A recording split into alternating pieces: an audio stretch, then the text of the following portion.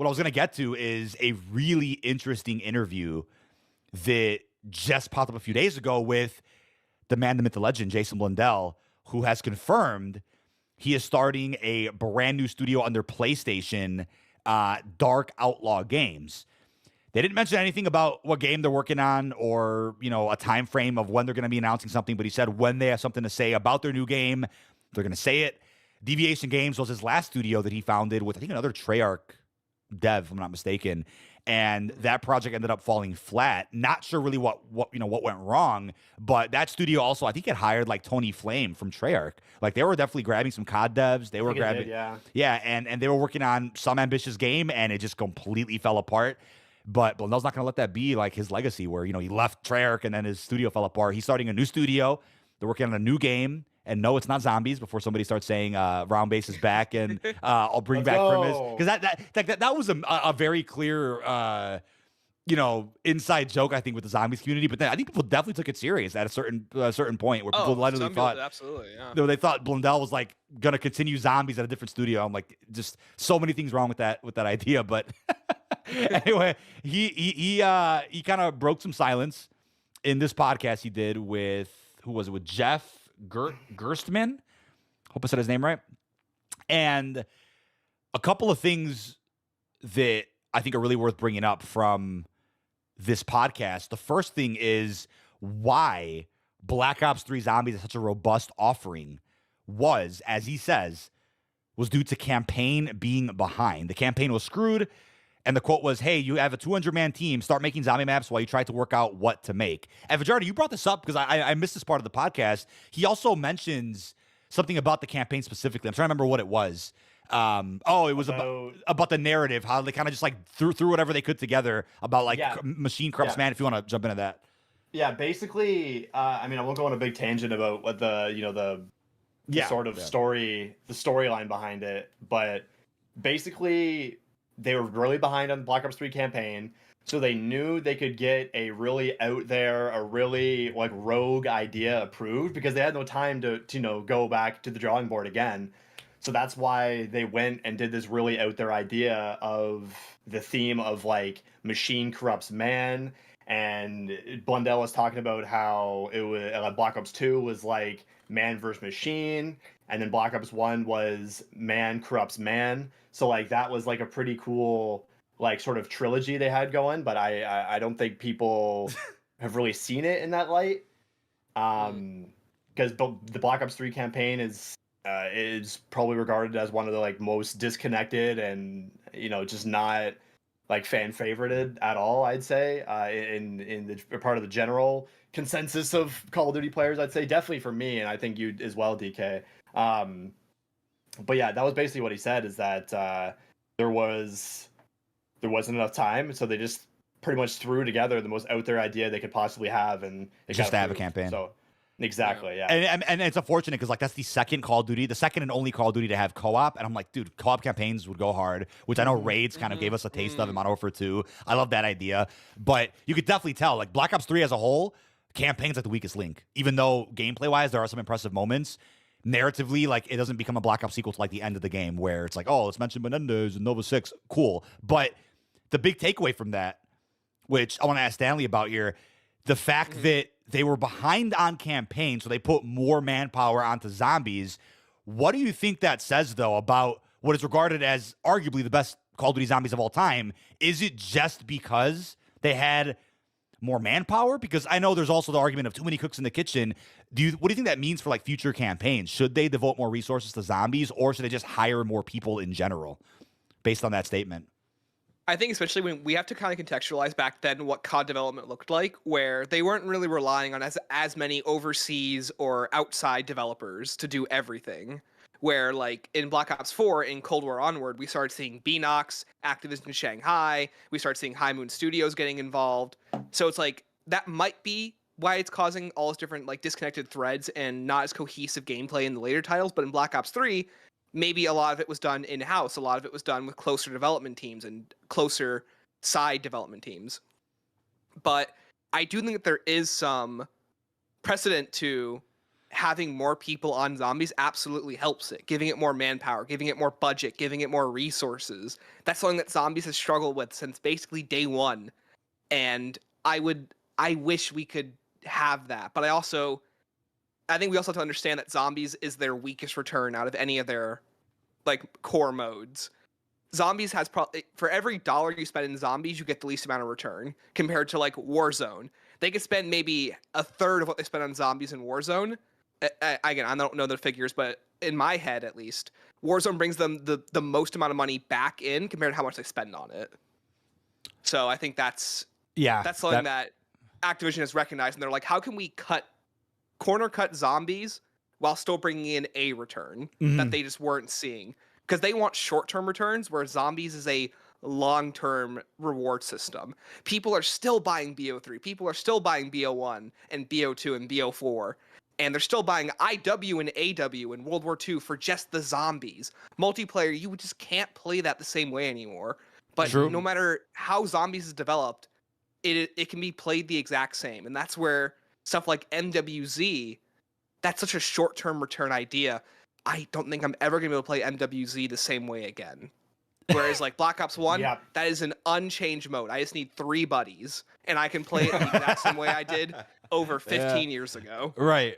MWZ, I'm like, when people just stop booting in, you just can't queue up a match. How do you play? Yes, you sit there for 30 minutes, yeah. That's waiting. really weird to think about. That there will be a day where like it's probably just hackers or like just nobody that's playing Modern Warfare. But a few takeaways. I never thought about it that way. That's a pretty good point. It's weird.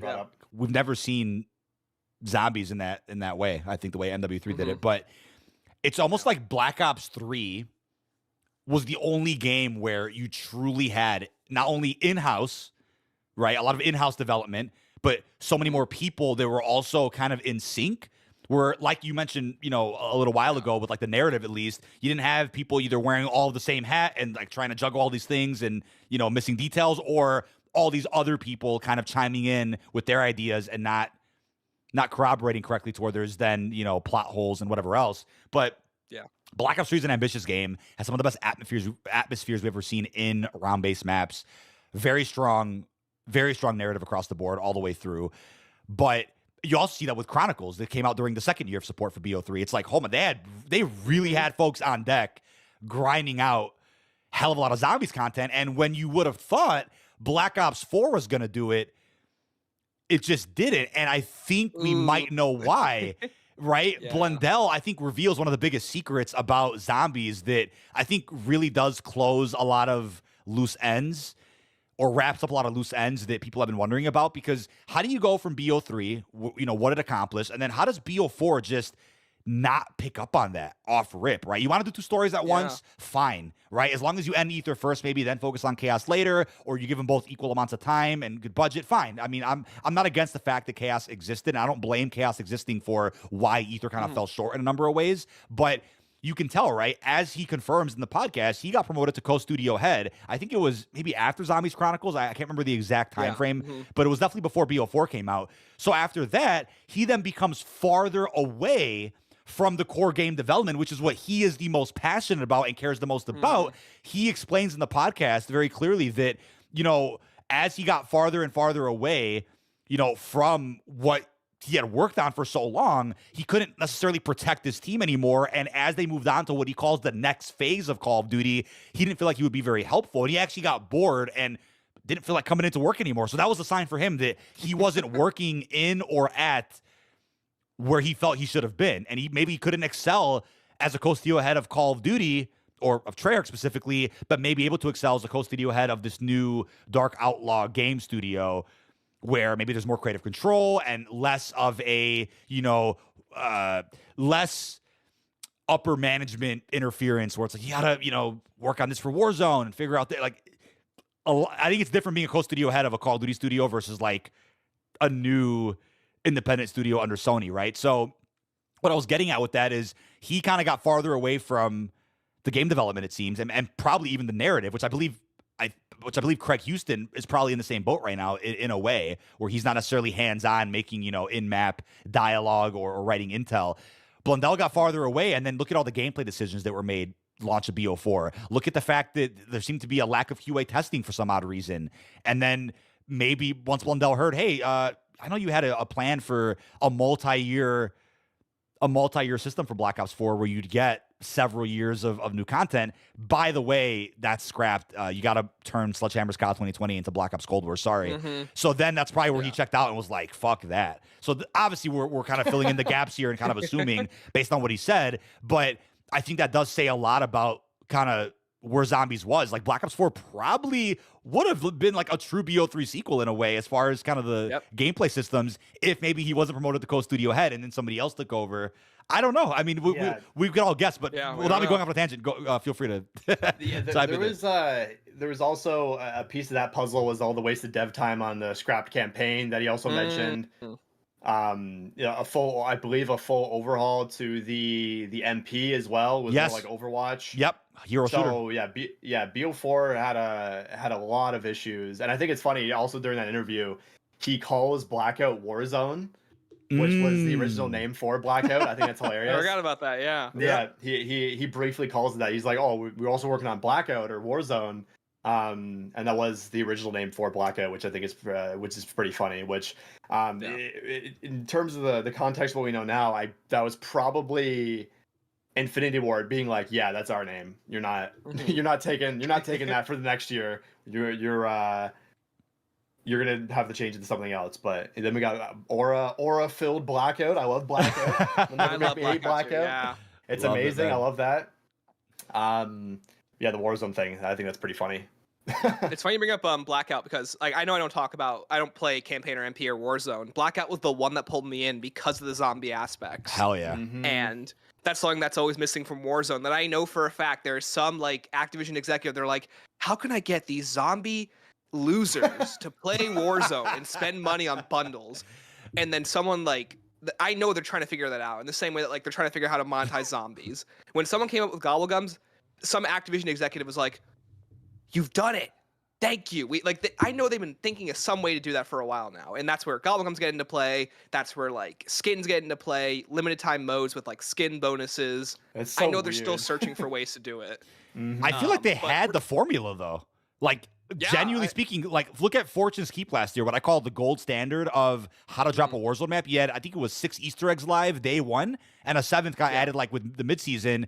There's a camo reward, there's a blueprint, there was a zombie contract. You can get the ray gun and Wonderoff. Like that's how you pull people in. Cool. And then in reverse. Think of how to reciprocate that. MW3 Zombies was a season 4 Unstable Rift. The Mark of the Survivor animated camo. You're seeing motherfuckers from multiplayer and Warzone hop onto that to get that camo. It's easy. Like it's not that hard. It's not that hard. MWC. Yes, they wanted to do it. Yeah, that's what I'm saying. So like, it's not even that hard to pull people in. And the Gobblegum system you mentioned is funny to me because they shockingly didn't do one in Cold War, which I was impressed with. Yeah. And then Black Ops 6 is like, here's the Gobblegum system, but no Newton's cookbook. And everything's a consumable. There's no classics, and I'm like, and then some of them are useless, and it's kind of weird. And also you don't earn any ultra rares ever. I swear I've never gotten like more than like 5 total ultra rares, and I played so much zombies, like I don't whatever. But weird system. But yeah. Real quick, circling back to earlier when we were talking about like the development cycles, I know Blundell has gone on record saying that they finished Revelations by April of 2016, which is unprecedented. Usually development for DLC 4 of any of their titles goes on all the way till like pretty much mid-July, August, like right before they launch the maps. But I think that's what gave them so much time to work on Zombie Chronicles, because of all those campaign devs working on zombies. That really sped up development and allowed them to do a year 2 in Black Ops 3, where that wasn't really the precedent. So then by BO4, I think they could have done it. They probably were going to. They had all the stuff lined up, and then it just all fell apart. Everything fell apart. The game was panned. No one was happy. It was over ambitious. Cold War Sledgehammer's game was just like falling apart. So I think everything went against. They're beefing with Raven. Everything was just going against Christ, that game. Man. It's weird because I think it's fair to call it overambitious, but it almost would have worked if it just had like the same dev cycle the BO3 did, where like the people if they really committed to it. Yeah, if people were in the same positions that they were, and because it's ironic that 2 Treyarch games in a row campaign got chalked. I mean, first of all, Black Ops 4 is even worse. There wasn't even a campaign because it got so they had to cut all their losses on that. Yeah, so I'm like, that's shocking too, that Treyarch hasn't done a campaign since Black Ops 3. I'm curious if they do this next one, but if they're not doing this next one and Raven does it again, which I think Raven's done a good job with, especially the gameplay. I mean, the story more so in Cold War, but gameplay in both games, they've done a great job with campaigns, giving Treyarch more time for MP and zombies. Fantastic.